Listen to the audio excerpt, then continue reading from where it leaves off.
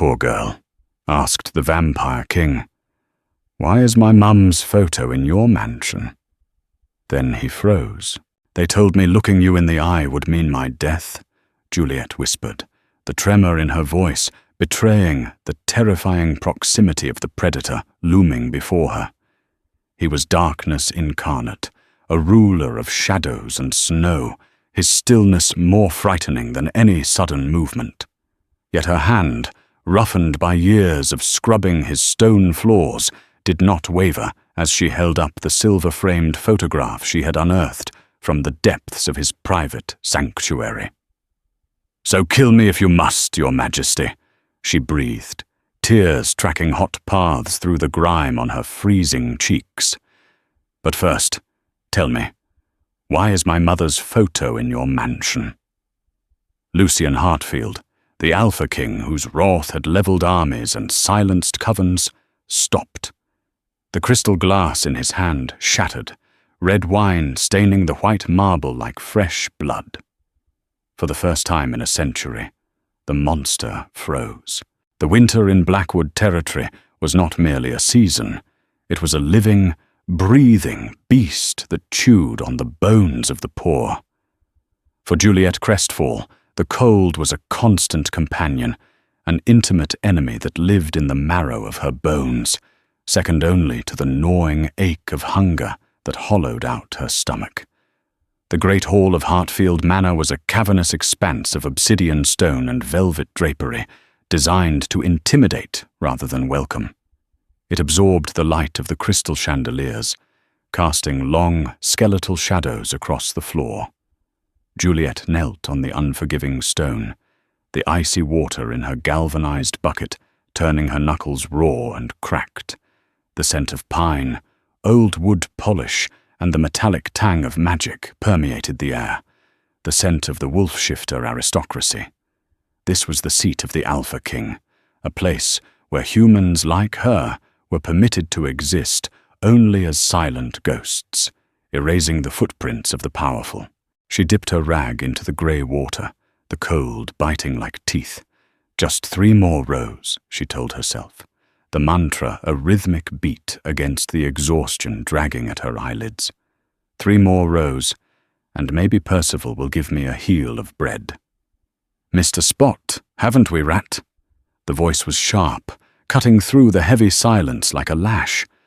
Juliet flinched, water sloshing over the rim of her bucket as a polished leather boot nudged her ribs. Hard. She didn't need to look up to know it was Rosamond Highmore, the head housekeeper, a high-ranking wolf-shifter with ambition far exceeding her station, loomed over her, flanked by 2 sneering maids who smelled of rosewater and cruelty. "I apologize, Mistress Highmore," Juliet murmured, keeping her gaze strictly lowered to the hem of Rosamond's silk skirt. To look a wolf in the eye was a challenge. To look a high-born wolf in the eye while being a human orphan was a death sentence. "I will clean it immediately." "You will clean it with your tongue if I tell you to," Rosamond hissed. With a casual flick of her ankle, she kicked the bucket over. The dirty, soapy water cascaded across the floor Juliet had spent the last hour scrubbing, soaking into the hem of her threadbare grey dress and chilling her skin instantly. The puddle expanded, a dark mirror reflecting her own humiliation. Juliet bit her lip so hard she tasted iron, but she said nothing. She couldn't. Survival meant silence. "Look at her," Rosamond sneered to her companions. "Pathetic. To think the king allows such filth to breathe his air. It's an insult to the pack." Juliet reached for her rag, her hands shaking uncontrollably. It wasn't just fear. It was the sheer physical toll of malnutrition and overwork. She began to sop up the water, the damp fabric of her dress clinging to her legs like ice. "Enough, Rosamond." The voice was deep, gravelly, and undeniably authoritative. Percival Dunamere, the king's steward, stepped out from the shadows of the archway. He was an elderly man, a beta wolf with greying temples, and eyes that had seen too much history to be impressed by petty bullying. He leaned heavily on a cane of polished ebony, but his presence commanded the room. Rosamond stiffened, her sneer vanishing into a mask of deferential politeness. "The girl is incompetent, Percival. She dishonors the king's house with her slowness." "The king's house is dishonored by pettiness, not poverty," Percival said, his tone dry and final. "Leave her. The Council of Elders is arriving tonight. You have the banquet hall to prepare, and I believe the silver remains unpolished." Rosamond cast one last, hateful glare at Juliet, a silent promise of retribution for later, before turning on her heel and marching away, her minions trailing behind her like well-dressed shadows. Juliet exhaled a breath she didn't realize she had been holding, her shoulders sagging. She looked up at Percival through her lashes, her eyes wide and grateful. They were an unusual shade of violet, a color she hid, a color that had always made people whisper and wonder. "Thank you, sir," she whispered, her voice rough from disuse. Percival didn't smile. He looked at her with a strange, unreadable expression, a mixture of pity and something akin to recognition. He tapped his cane on the wet floor. "Don't thank me, child. Finish your work. And then, the king requires the East Wing study to be dusted." Juliet froze, her blood running cold. "The East Wing? But no one is allowed in the king's private quarters. Not the servants. Certainly not humans." "The staff is busy with the banquet preparations," Percival said, his voice dropping to a conspiratorial rumble. "He is out hunting. The storms have made him restless.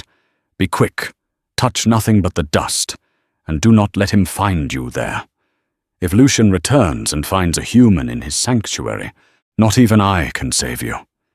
The name hung in the air. Lucian, the king of night, the hybrid, the monster who did not age, who did not love, who ruled with a silence more terrifying than any scream. "I understand," Juliet said, though her heart hammered a frantic rhythm against her ribs. Percival watched her for a moment longer, his gaze lingering on her face. "You look so much like her," he muttered, almost inaudibly, before turning and limping away into the gloom. The East Wing felt different. As Juliet crossed the threshold that separated the servants' quarters from the royal sanctum, the air pressure seemed to drop. The silence here was heavy, charged with static electricity that made the fine hairs on her arms stand up. It smelled of dark roasted coffee, ancient leather, pine needles, and the crisp ozone scent of a coming storm, the scent of the Alpha King. Juliet moved like a phantom, her worn canvas shoes making no sound on the thick, midnight blue Persian rugs. The hallway was a gallery of violence and history, swords of silver mounted on the walls, shields battered by claws, and tapestries depicting the Great War between the shifters and the vampires. It was said Lucian Hartfield was the result of a forbidden union, a creature who had conquered the vampire coven leaders and united the species under a brutal, iron-fisted peace. She reached the double mahogany doors of his study. They were carved with intricate wolves and bats, locked in an eternal dance. Taking a steadying breath, she pushed them open. The room was massive, a cathedral of knowledge and power. A fire crackled in the hearth, though no one was there to tend it, casting long, dancing shadows against walls lined with books that stretched to the vaulted ceiling. A massive desk made of black oak dominated the room, situated before a floor-to-ceiling window that looked out over the snowy cliffs and the churning, grey sea beyond. The view was breathtaking and lonely, a perfect mirror of the king's reputation. Juliet began to dust, her heart hammering against her ribs like a trapped bird. She worked quickly, wiping down the shelves, the mantel, the heavy velvet curtains. She was terrified. Every creak of the house sounded like footsteps. Every gust of wind rattling the pane sounded like a growl. She felt like an intruder in the lair of a dragon. She reached the desk. It was cluttered with maps of the territory, peace treaties with the southern covens, and broken quills. It was the desk of a man who didn't sleep, a man who carried the weight of a kingdom on his shoulders. She carefully lifted a stack of papers to dust underneath, her movements precise and reverent. That was when something slid out from between two leather-bound journals. It was a small, silver frame, lying face down on the dark wood. Juliet froze. Touch nothing but the dust. Percival's warning rang in her ears, but the frame seemed to hum with energy, drawing her eye. Why would the king, a man rumored to have a heart of ice, keep a picture frame face down on his desk? Was it a trophy? A list of enemies? Curiosity, that dangerous and foolish impulse that had killed more humans than the cold, seized her. Her fingers trembled as she reached out. The silver was cold to the touch. She turned it over. The world seemed to tilt on its axis. The duster fell from her hand, landing silently on the rug. It was a photograph, black and white, slightly faded at the edges. It showed a woman standing in a garden of white roses, sunlight catching in her hair. She was laughing, her head thrown back, her hair a cascade of dark waves. She wore a simple sundress, her feet bare in the grass. But it was the eyes. Even in monochrome, the shape was unmistakable, and the smile that stopped Juliet's heart. It was her mother, Anastasia Blackwell. Juliet gasped, a strangled sound in the quiet room. Her mother had died in a fire when Juliet was just 6 years old, leaving her with nothing but a locket and a life of servitude. Her mother was a nobody, a poor human seamstress who barely spoke of her past, who flinched at loud noises and moved towns every few months. How? Why was she here? Why was she framed in silver on the desk of the most powerful supernatural creature in the world? Who gave you permission to touch that? The voice was low, vibrating through the floorboards, through the soles of her shoes, through her very bones. It wasn't a question. It was a growl of pure, predatory warning. Juliet spun around, the frame clutched to her chest. Lucian Hartfield stood in the doorway. He was terrifyingly beautiful. He was tall, his shoulders broad enough to block out the light from the hall. He wore a black greatcoat open at the throat, revealing skin pale as moonlight. His eyes were the color of molten gold, burning with a rage that promised violence. Rain and snow clung to his dark, wind-swept hair, and the scent of blood, fresh, metallic, wafted off him. He didn't look like a man. He looked like death. Juliet couldn't breathe. She couldn't speak. She just stood there, clutching the photograph, caught in the gaze of the predator. He took a step forward, the heavy doors slamming shut behind him with a gust of wind, though he hadn't touched them.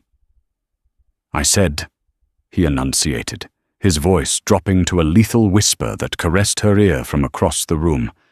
Put it down, and perhaps I will make your death painless. Fear, sharp and blinding, should have made Juliet drop the frame. It should have made her fall to her knees, press her forehead to the rug, and beg for mercy, as she had been taught to do since she was a child. But beneath the fear, a sudden, hot surge of confusion and grief ignited within her. This was her mother, whose memory was the only warm thing Juliet possessed in this frozen hell. Lucien stalked toward her. He moved with a supernatural grace, covering the distance in seconds without seemingly taking a step. He towered over her, his shadow swallowing her whole. The golden fire in his eyes dimmed into something darker, more ancient, the look of a beast about to feed. He raised a hand, his fingernails lengthening into razor-sharp claws, ready to strike down the intruder who dared defile his sanctuary. "Give it to me," he commanded, his voice a low rumble that rattled the glass in the windows. Juliet trembled, her knees knocking together, but her grip tightened on the silver frame. She looked up, past the monster, searching for the man. She saw the lines of exhaustion around his eyes, the tension in his jaw. "No," she whispered. Lucian paused. The word hung in the air, foreign and shocking. No one said no to the Alpha King. "What did you say?" "I said no," Juliet wept, the tears finally spilling over, hot and fast. She held the frame up, turning it so he could see the image of the laughing woman, shielding herself with the ghost of her mother. "You can kill me. I'm nobody. I'm just the girl who scrubs your floors. But you have to tell me first." She took a ragged breath, the adrenaline making her lightheaded. "Why is she here? Why is my mother's photo in your mansion?" The reaction was instantaneous and earth-shattering. Lucian stopped. The lethal tension in his body didn't vanish. It petrified. He turned to stone. His hand, poised to strike, froze in mid-air. His eyes widened, the gold flashing with a shock so profound it looked like physical pain. He looked at the photo, then at Juliet. Really looked at her. He saw the dark waves of her hair, tied back in a messy grey rag. He saw the defiant curve of her jaw. And then he saw her eyes, those violet eyes, wide with terror and defiance. The silence that followed was louder than a scream. The fire in the hearth seemed to dampen, the room growing colder. Lucian reached out, but not to strike. His hand, shaking imperceptibly, hovered near her face, as if she were an apparition that might vanish if touched. "Anastasia," he breathed. The name was a prayer, a curse, a broken thing on his lips. It carried a century of longing. She was my mother," Juliet stammered, confused by the raw agony in his voice.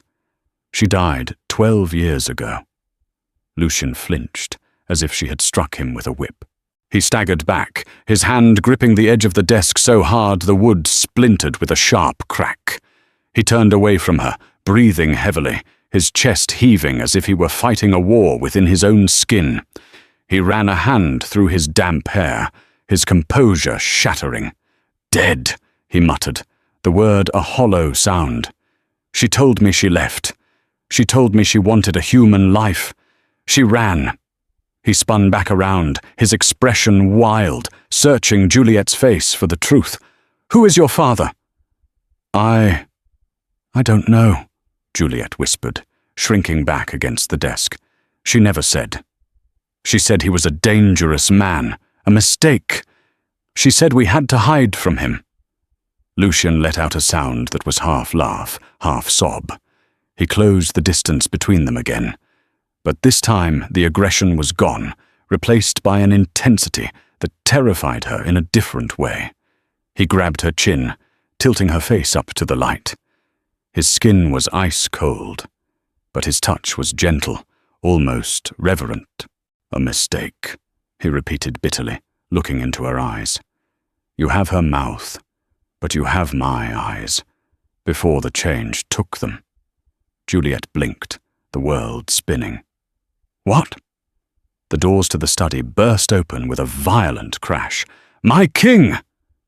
Reginald Stormcliffe, the king's beta and military commander, stormed in, followed by 2 armed guards.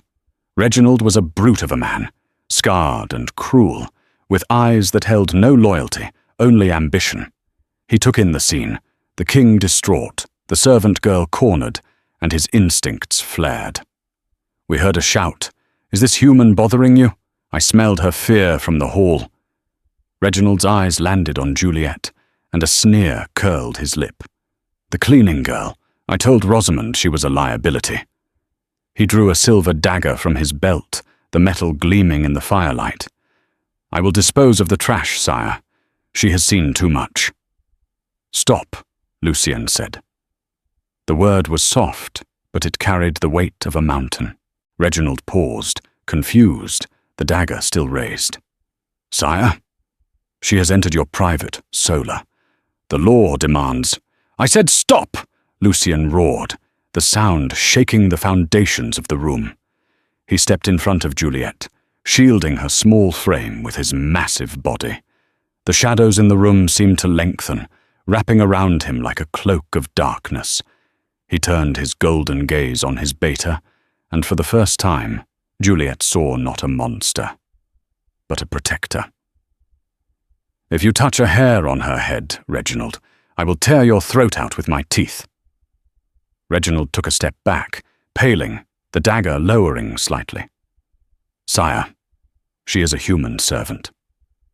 She is nothing. Lucien looked back at Juliet, who was clutching the desk for support, her face pale as milk. He took the photograph from her hand gently, placing it back on the desk, and then looked at his commander with eyes cold as the grave. No, Lucien said, his voice ringing with a truth that changed destiny. She is not a servant. She is a guest. And as of this moment, she is under the king's personal protection. Reginald's eyes narrowed, flickering to the girl, sensing a weakness, a secret that could be exploited. May I ask why? Lucien placed a hand on Juliet's shoulder. The heat of his palm seeped through her thin dress, branding her, claiming her. Because, Lucien said, looking at Reginald with a warning that promised carnage, she belongs to this house. Prepare the royal suite. The girl stays with me. The royal suite was a prison disguised as paradise. Juliet sat on the edge of a bed large enough to sleep a family of 4, her fingers digging into the silk sheets that felt like water against her rough skin. The room was a masterpiece of gold leaf and ivory, warmed by a roaring fire that banished the eternal chill of the manor. But to Juliet, the warmth felt suffocating. It was the warmth of a predator's breath. An hour ago, she had been invisible, a ghost in grey rags scrubbing mud from the foyer. Now she was bathed, dressed in a gown of midnight blue velvet that Rosamond had thrown at her with a look of pure venom, and left to wait. You have my eyes, he had said. The words echoed in her mind, louder than the storm battering the windows. She moved to the vanity mirror, wiping the steam from the glass. She stared at her reflection. For years she had avoided mirrors, seeing only the gaunt face of poverty. But now she looked for him. She saw her mother's dark waves. Yes, but the eyes. Violet, ringed with a strange, luminescent silver. Were they his?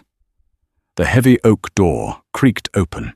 Juliet spun around, her heart leaping into her throat. Lucien Hartfield entered.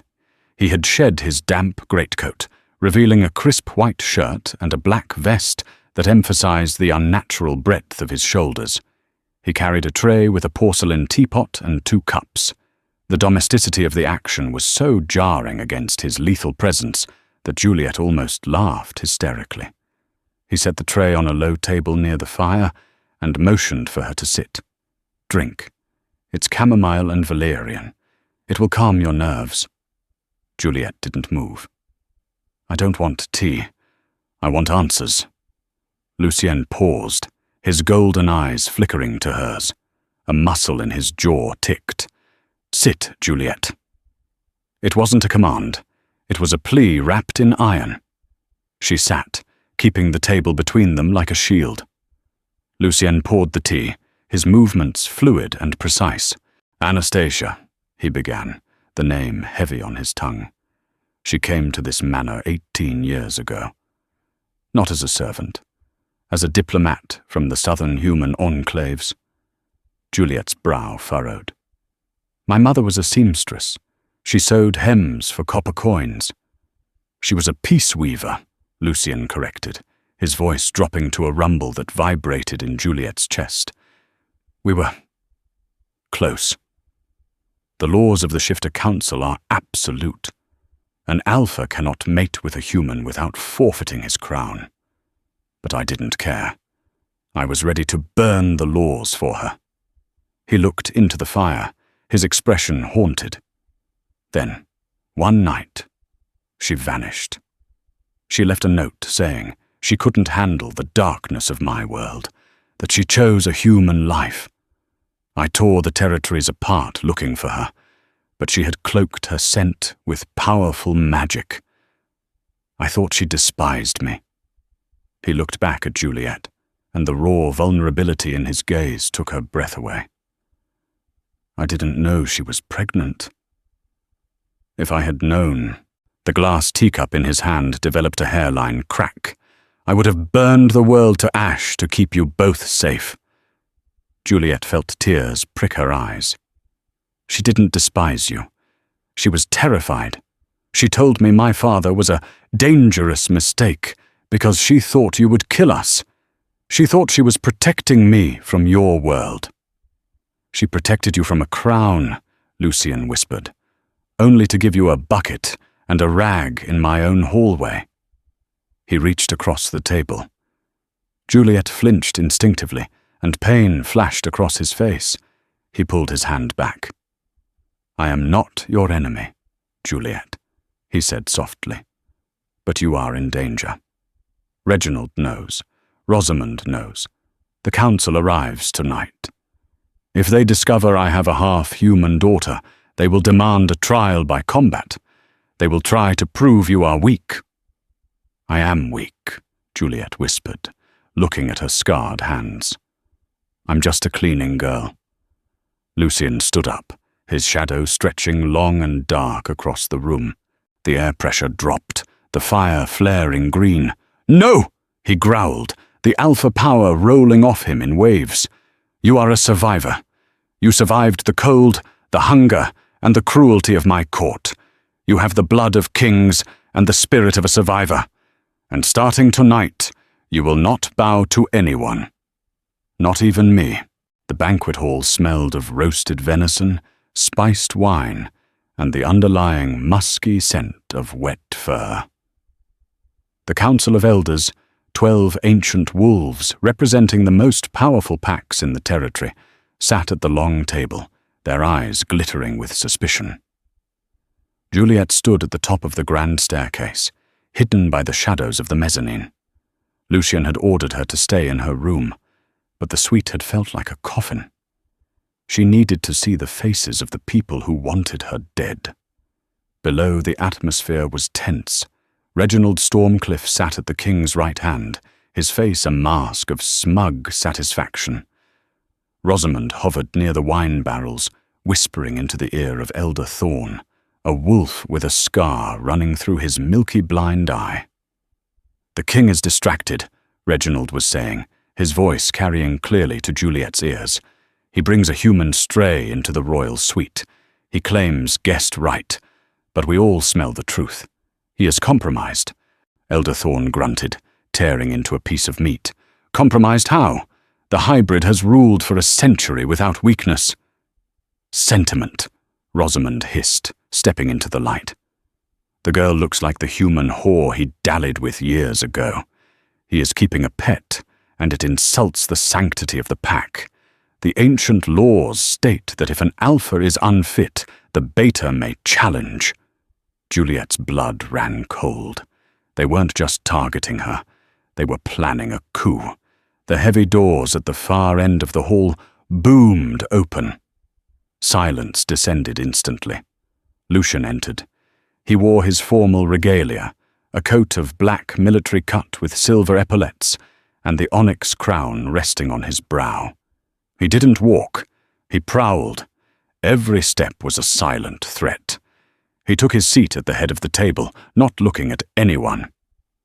Eat, he commanded. We have lost our appetite, my king, Elder Thorn said, leaning forward. There are rumors of a human girl housed in the Alpha's quarters. Lucien poured himself a goblet of wine. Since when does the lion explain his meals to the jackals?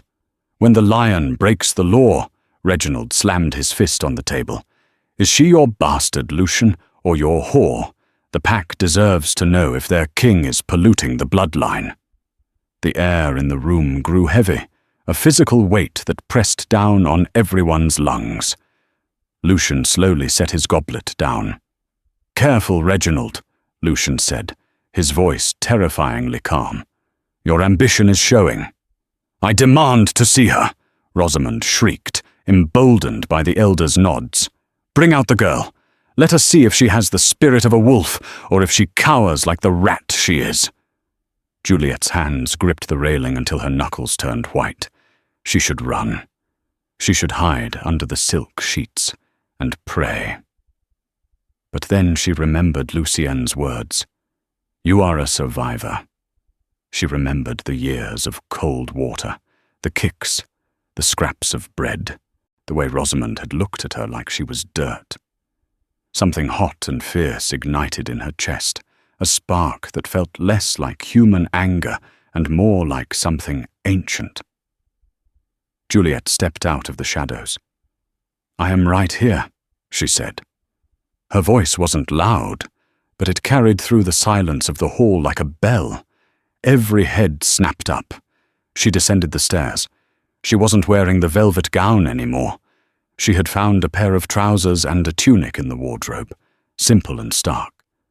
She walked with her head high, ignoring the trembling in her knees.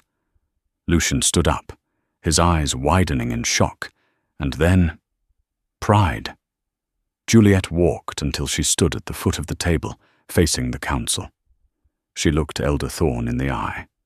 She looked at Reginald, and finally she looked at Rosamond.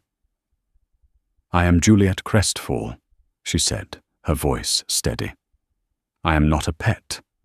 I am not a mistake. And I am certainly not afraid of a bully in a silk dress." Rosamond snarled, her face contorting, shifting halfway into her wolf form. "You insolent little—" "Silence!" Lucian's roar shattered the windows. He vaulted over the table, landing between Juliet and the council. His eyes were glowing fully gold, his canines extended. "She is under my protection. Any wolf who bears teeth at her challenges me directly." Reginald stood slowly, drawing his sword. A wicked smile played on his lips. "So be it. A challenge. The king protects a human weakling over his own pack. The laws are clear. Tonight, we dance the blood dance." The challenge circle was drawn in the courtyard, a ring of fire carved into the frozen earth. Snow fell in heavy, silent flakes, hissing as they touched the magical flames. Juliet stood on the balcony, wrapped in furs Percival had draped over her shoulders. Her heart felt like it was being squeezed in a vice. This was her fault. Because she existed, Lucien was fighting for his life. Below, the two men circled each other. Reginald had stripped to the waist, his body a map of scars, muscles coiling like snakes. He held a jagged silver blade in each hand. Lucian stood unarmed, his hands loose at his sides, his face a mask of bored indifference. But Juliet could see the tension in his stillness, the coil of the viper. "To the death!" Rosamond cried from the crowd, her voice shrill with bloodlust. Reginald lunged. He was fast, faster than any human eye could follow, but Lucian was a blur. He sidestepped the strike, the blade missing his ribs by a millimeter. "Is that all?"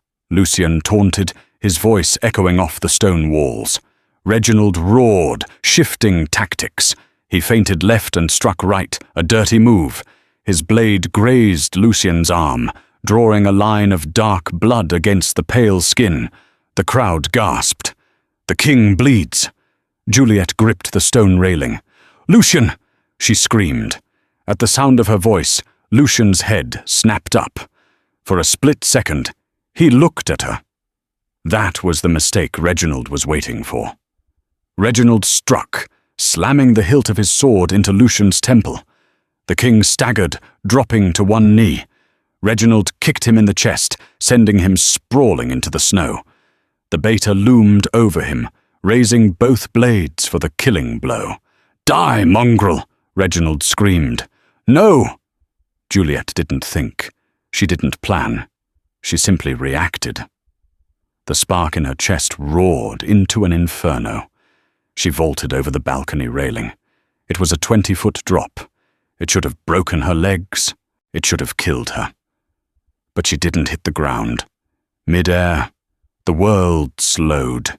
The snow stopped falling. A surge of power, violet and silver, exploded from her skin. It wasn't the shift of a wolf. It was something else.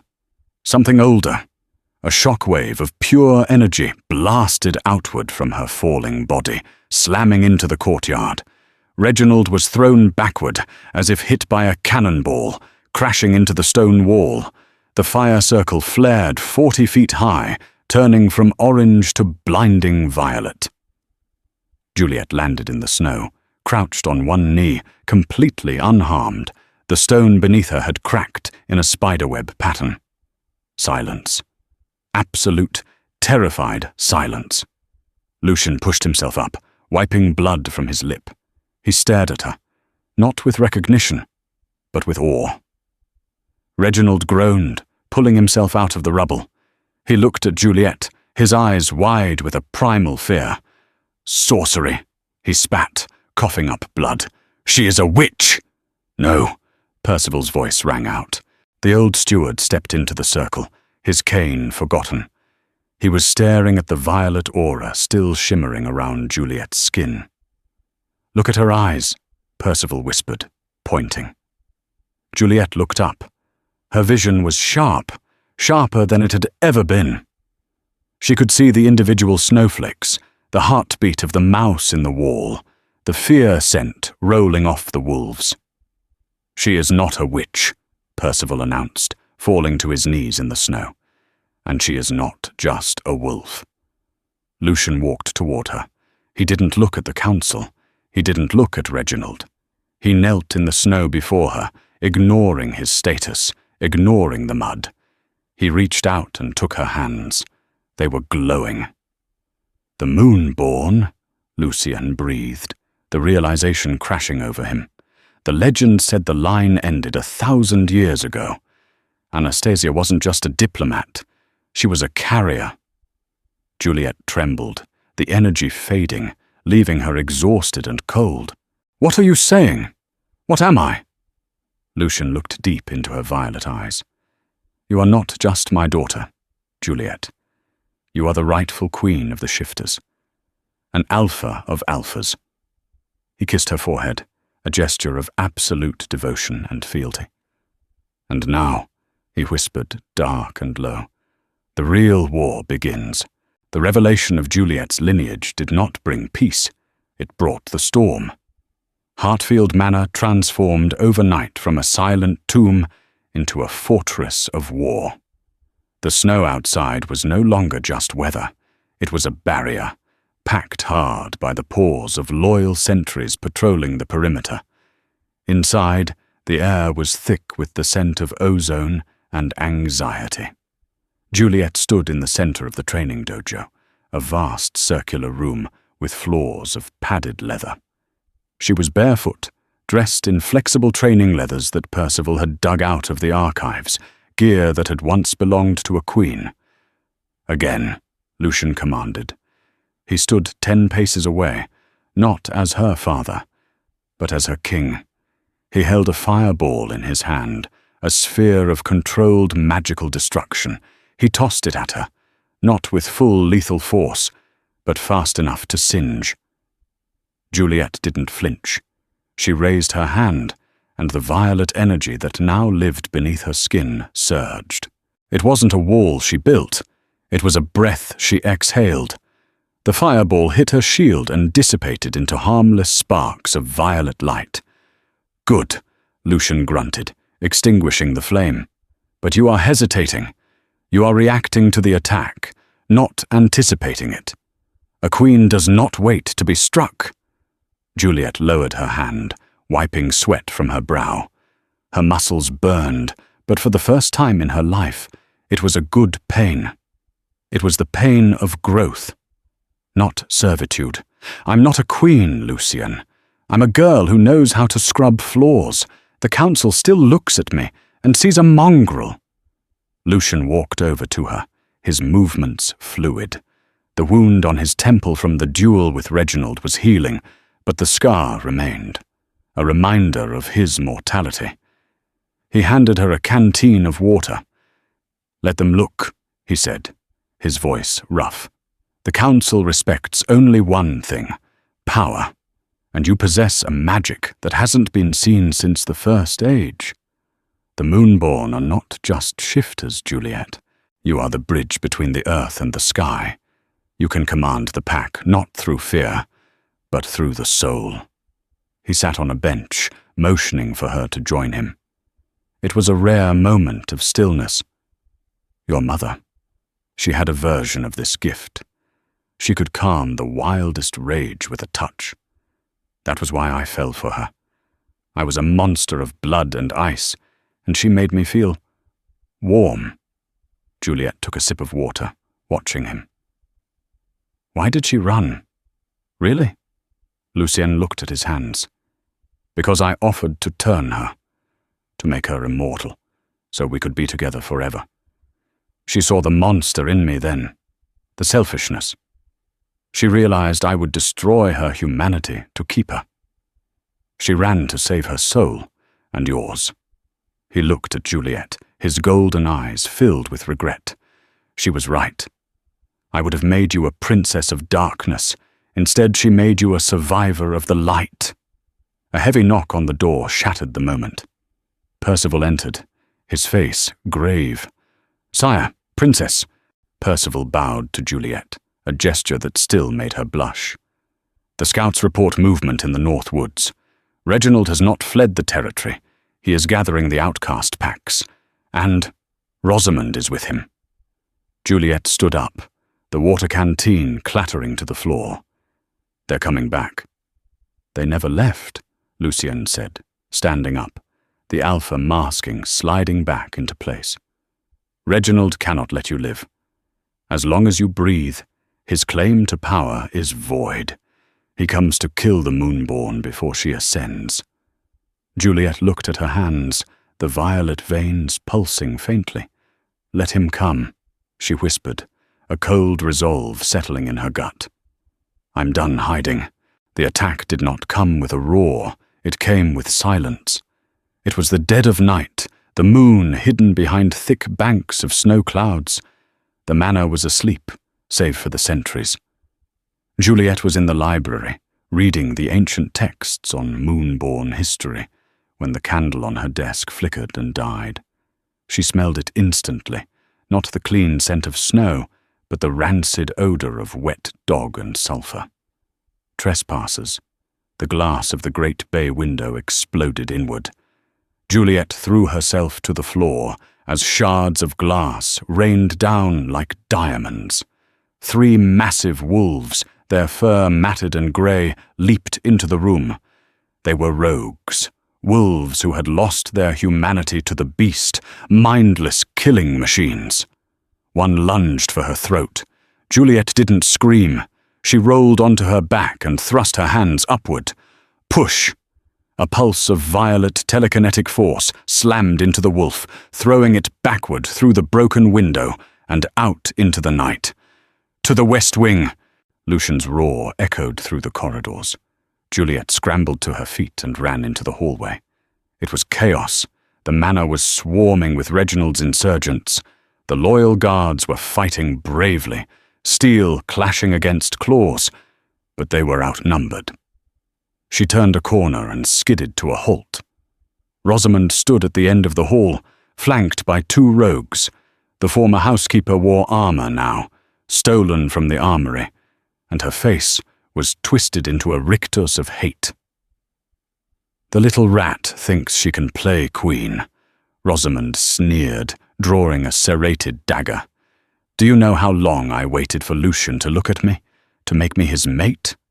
And then you show up, a human stain with his eyes." "He never looked at you, Rosamond," Juliet said, her voice steady despite the chaos around her. "Not because of me, but because you have no heart." Rosamond screamed, shifting into her wolf form, a sleek, vicious creature. She charged. Juliet didn't have a weapon. She didn't need one. She remembered Lucien's training. Don't wait to be struck. She closed her eyes and reached for the tether that connected all wolves. The pack bond. As a Moonborn, she didn't just belong to the pack. She was the pack. She felt Rosamond's mind, a jagged knot of jealousy and ambition. Juliet opened her eyes. They were glowing, blindingly white. Kneel. The command wasn't spoken. It was detonated. It was the voice of the Alpha, amplified by Moonborn magic. Rosamond, mid-leap, slammed into the floor as if crushed by gravity.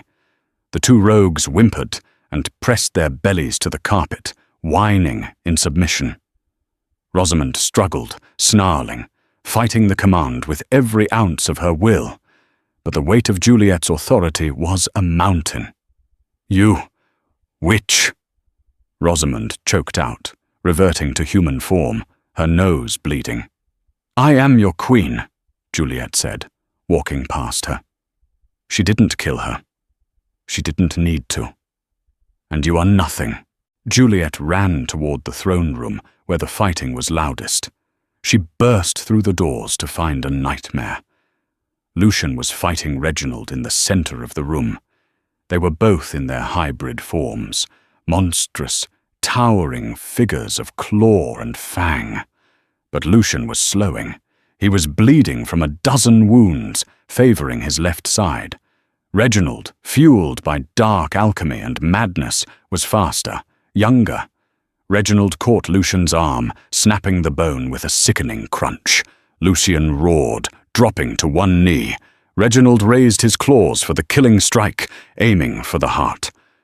"Goodbye, old king," Reginald hissed. Time didn't just stop. It shattered. For Juliet, the chaos of the throne room, the clash of steel, the snarls of dying wolves, the metallic scent of blood, fell away into a vacuum of absolute silence. All she could see was her father.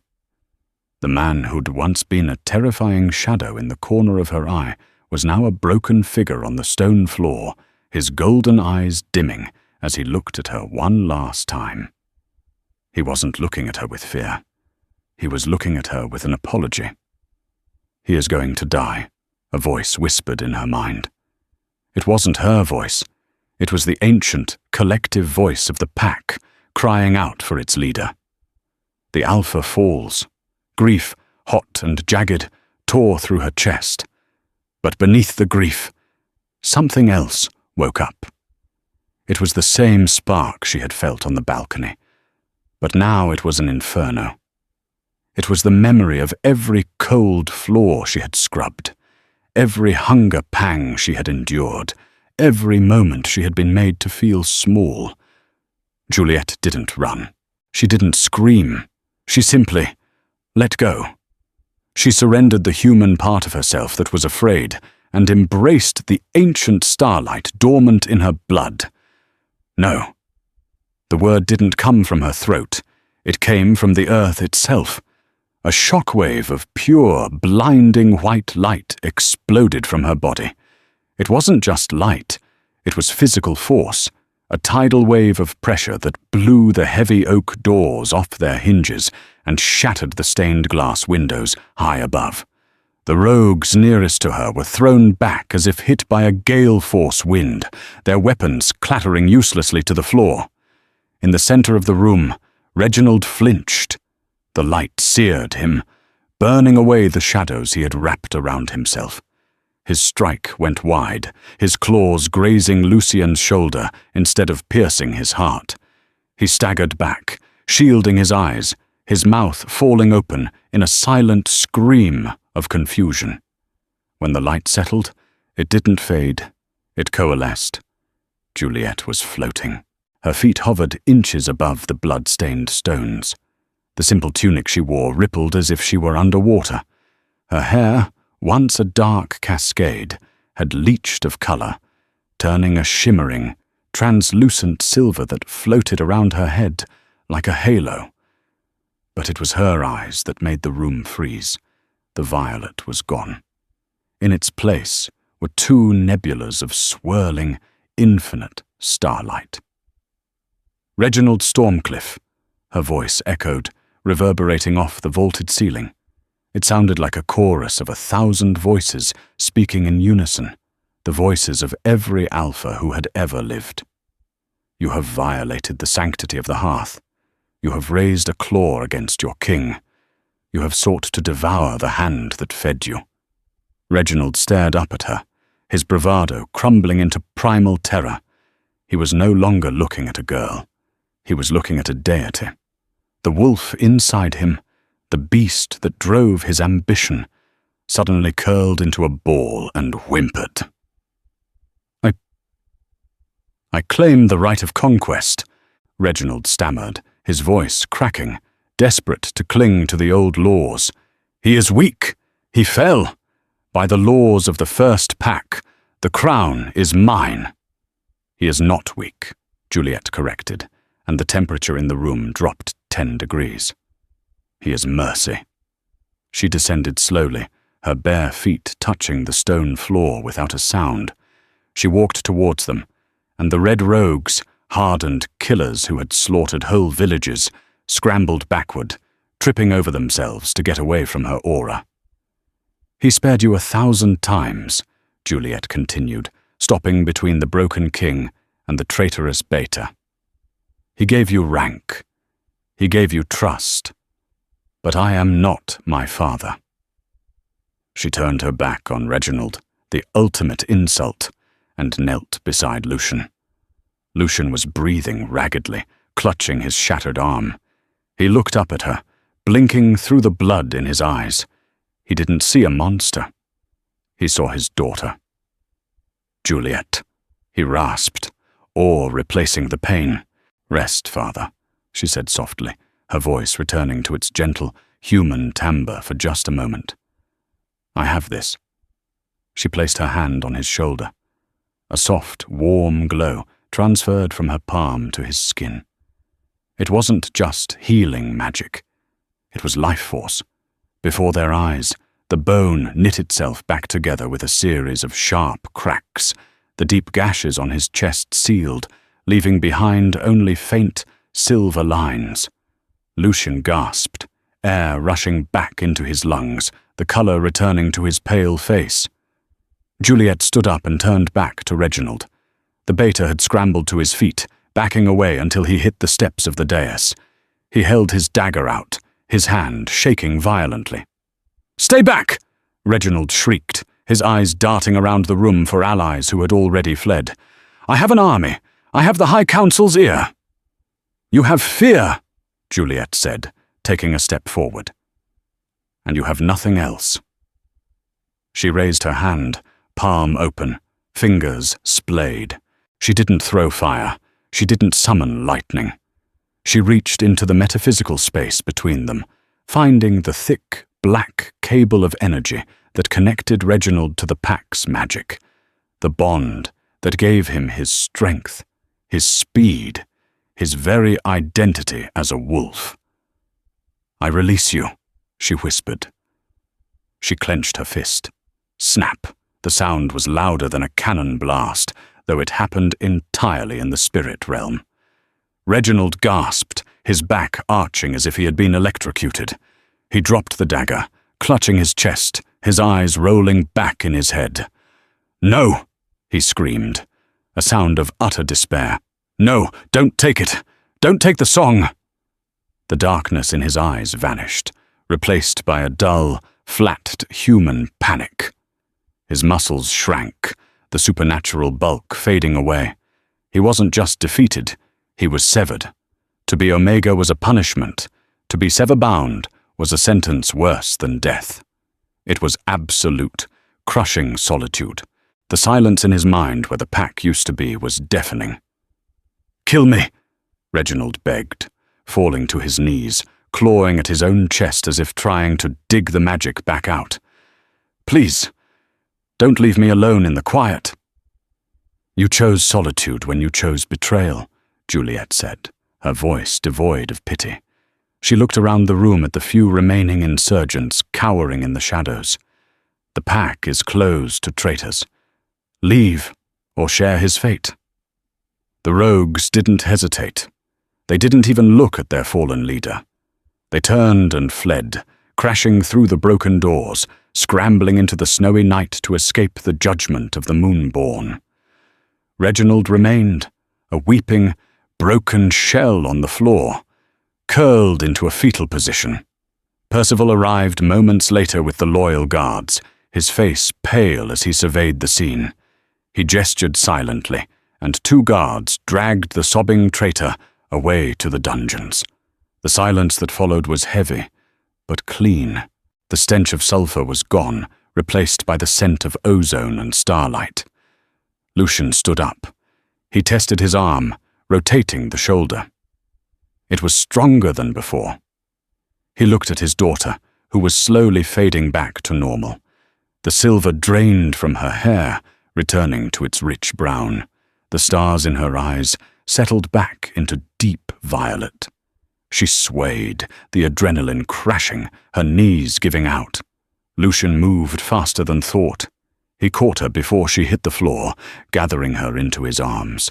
He held her tight, burying his face in her hair, shaking with the aftershocks of terror and relief.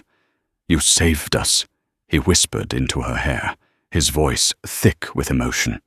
"You saved me." Juliet held on to him, listening to the steady, strong beat of his heart, a sound she had almost lost forever. She buried her face in his coat, smelling the pine and the rain, finally allowing herself to be just a girl again. "I just protected my family," she murmured, closing her eyes. The next morning, the sun broke over the horizon, bathing the snow-covered grounds of Hartfield Manor in blinding gold.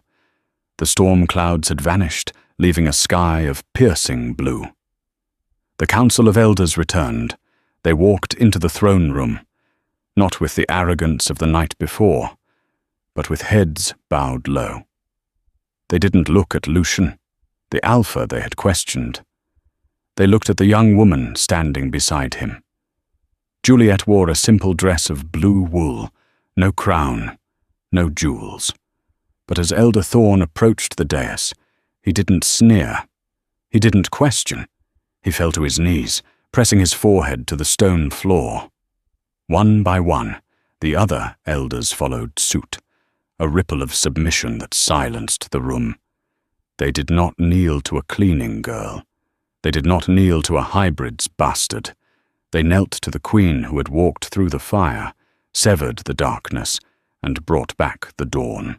The portrait of Anastasia Blackwell still sits on the king's desk, but it is no longer face down. It stands proudly next to a new one, a picture of a father and daughter, standing on the battlements, overlooking a kingdom that is finally at peace. Juliet didn't just find her father in the shadows of Hartfield Manor. She found her voice. She taught the world that true nobility isn't in the bloodline, but in the courage to stand between the monster and the light. We are all born with a legacy, but it is our choices that forge our destiny. Love in its purest form is not about possession, but about the strength to let go and the bravery to return. If this story melted your heart and awakened your spirit, please like, share, and subscribe for more tales of magic, destiny, and love that conquers all.